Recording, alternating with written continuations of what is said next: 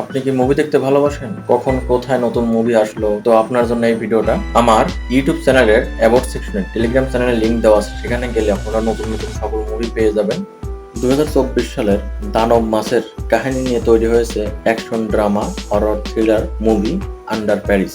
মুভির main character Sophia নামের একটি মেয়ে, সে হলো সায়েন্টিস্ট।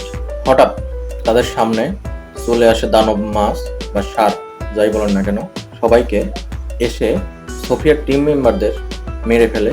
কিন্তু সোফিয়া ওখান থেকে কোনো ক্রমে বেঁচে যায়। তারপর মুভিতে দেখানো হয় 3 বছর পরে দানব মাছ বা শার্ক, যাই বলেন না কেন, সেটা তার জায়গা থেকে প্যারিসের নদীতে চলে আসে এবং প্যারিসে 2024 সালে অলিম্পিক গেম অনুষ্ঠিত হতে যাচ্ছিল এবং সেখানে সবাই অংশগ্রহণ করছিল। যখন সাঁতার প্রতিযোগিতায় সবাই উপস্থিত হয় এবং সাঁতারে নেমে পড়ে, তখন দানব মাছ বা শার্ক হামলা করে ফেলে।